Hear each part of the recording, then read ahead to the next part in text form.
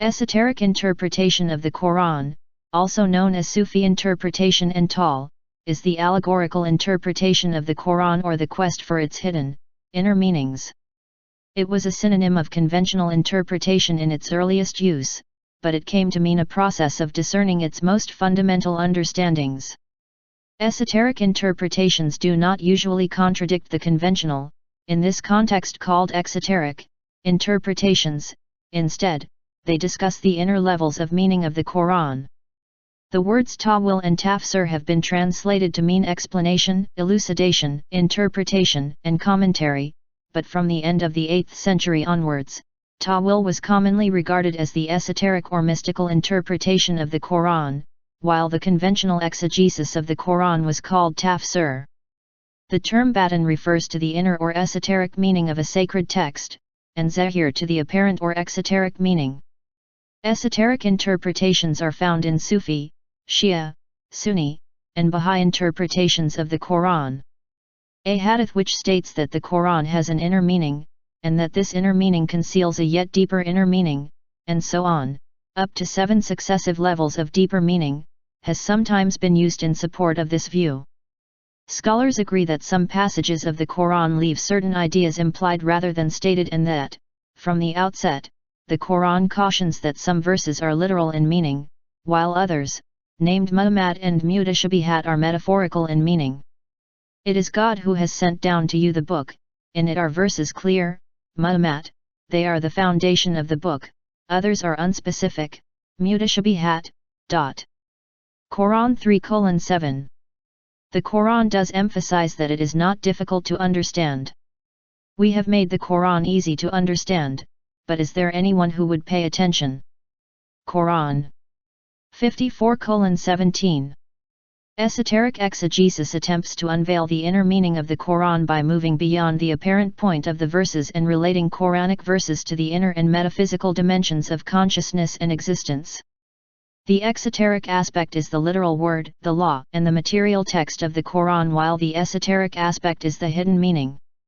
Esoteric interpretations are more suggestive than declarative, they are allusions rather than explanations, they indicate possibilities as much as they demonstrate the insights of each writer. Only a few examples are given here. In 7:172 the Quran states, "And when your Lord summoned the descendants of Adam, and made them testify about themselves. Am I not your Lord? They said, Yes, we testify. Thus you cannot say on the day of resurrection we were unaware of this." According to the above-mentioned verse, before creation, God called the future humanity out of the loins of the not yet created Adam and addressed them with the words, "Am I not your Lord?" And they answered, "Yes, we witness it."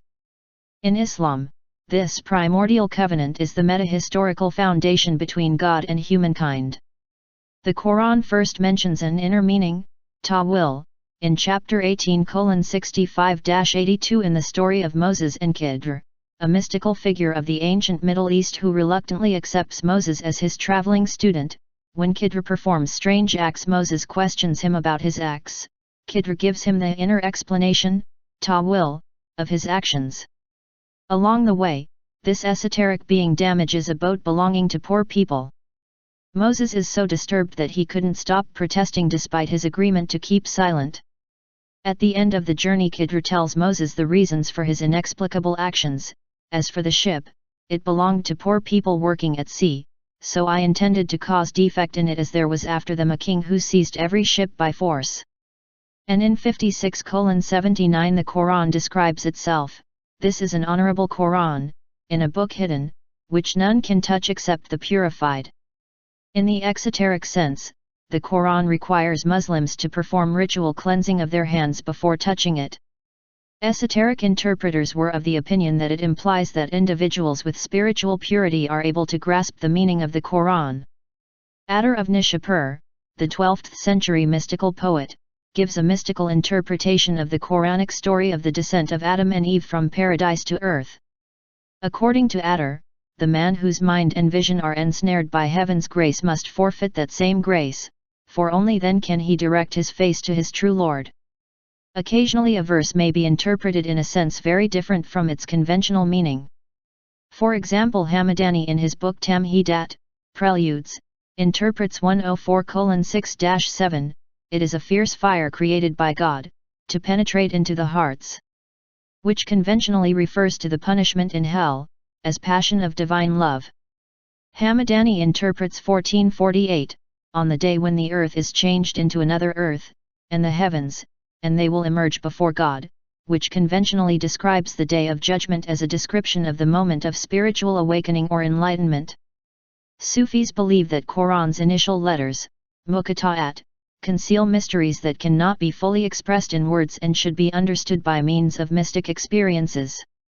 In Sufi commentaries of the Quran, Sufism concepts are commonly related, such as the hierarchical levels of realities in human experience, human, suprasensible, and divine levels, the various states of consciousness such as passing away in God, fana, and subsisting through God, baka, and the ideas concerning the six subtleties, latafi sitta. A hadith attributed to Muhammad is essential in understanding the inward aspects of the Quran, and is fundamental to Quranic exegesis. The Quran possesses an external appearance and a hidden depth, an exoteric meaning and an esoteric meaning. This esoteric meaning in turn conceals an esoteric meaning, so it goes on for 7 esoteric meanings, 7 depths of hidden depth. There is a statement made by the Imam, Jafar Sadiq, d. 765 CE. The Book of God comprises 4 things: the statement set down, the allusions, the hidden meanings relating to the suprasensible world, and the exalted spiritual doctrines. The literal statement is for the ordinary believers. The allusions are the concern of the elite. The hidden meanings pertain to the friends of God. The exalted spiritual doctrines are the province of the prophets. Esoteric interpretations. History. The most important author of esoteric interpretation prior to the 12th century is Sulaymi, d. 1021 CE, without whose work the majority of very early Sufi commentaries would not have been preserved. Sulaymi's major commentary is a book named Ta'wil and Tafsir, Truths of Exegesis, which is a compilation of commentaries of earlier Sufis. Sahl Tustari, d. 896, was among the most important mystics of the early formative period of Islamic mysticism. His commentary, Tafsir al-Quran al-Azim, has been compiled later by his disciples and preserved as a commentary on the Quran. Tustari's commentary does not comprise interpretations of every single verse, rather there are comments on a selection of verses. A spiritual commentary of the Quran is attributed to Jafar al-Sadiq, Tafsir Imam Ja'far al-Sadiq, however its authenticity remains suspect. This commentary conveys a spurious textual tradition and do not contain much reliable material. However, the items cited on Jafar Sadiq's authority in Sulaymi's book seems to be based on identifiable chains of transmitters. From the 11th century onwards several other works appear, including commentaries by Kashari, d. 1074, Daylami, d. 1193, Shirazi, d. 1209, and Sarawardi, d. 1234. These works include material from Sulaymi's books plus the author's own contributions. Many works are written in Persian, such as the works of Maybuti, d. 1135, Kashaf al-Ashrar, The Unveiling of the Secrets. Rumi, d. 1273, wrote a vast amount of mystical poetry in his book Mathnawi. Rumi makes heavy use of the Quran in his poetry, a feature that is sometimes omitted in translations of Rumi's work. Rumi's manner of incorporating Quranic verses into his poetry is notable in that he does not use them as proof texts, rather he intertwines Quranic verses with his poetry. It is no surprise that sometimes learned scholars miss many such allusions to the Quran. Samnani, d. 1336, wrote 2 influential works of esoteric exegesis on the Quran. He reconciled notions of God's manifestation through and in the physical world with the sentiments of Sunni Islam. Samnani was a prolific author. 154 titles are ascribed to him, of which at least 79 exist today. Comprehensive Sufi commentaries appear in the 18th century, such as the work of Ismail Haqi Bursevi, d. 1725. His work Ruh al-Bayan, The Spirit of Elucidation, is a voluminous exegesis. Written in Arabic, it combines the author's own ideas with those of his predecessors, notably Ibn Arabi and Ghazali, all woven together in Hafez, a Persian poetry form. Shia Islam is a branch of Islam in which one finds some of the most esoteric interpretations on the nature of the Quran. Shia interpretations of the Quran concern mainly issues of authority where the concept of imamate is paramount. In Twelver Shia Islam, there are mainly two theological schools, the Akhbari and the Uzasli. The first school interprets the Quran mainly through reliance upon traditions, hadith, ascribed to the imams. The second school gives more power to independent reasoning and judgment, ijtihad. Ismaili interpretation shares common ground with Sufism. The method is called kashf, an unveiling to the heart of the interpreter, and is dependent upon the master, the grace of God, and the spiritual capacity of the interpreter. Validity of esoteric interpretations. There is almost no dispute among Muslims that the Quran has concealed meanings. However, this does not mean that every esoteric interpretation of the Quran is necessarily valid. Some interpreters are known to have overplayed the allegorical aspects of the Quran, claiming privileged understanding of its contents and distorting its meaning. The authority of the person who extracts these meanings is also a matter of debate.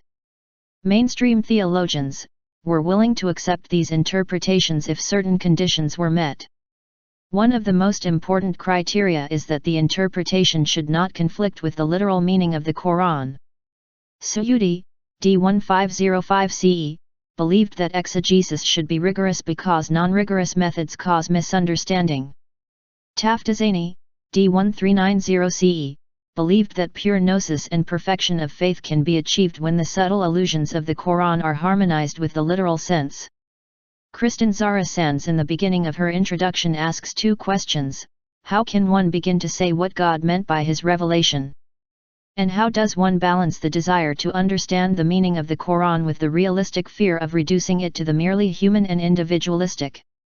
The most basic question is how to best approach the Quran in order to discover its richness and transforming possibilities.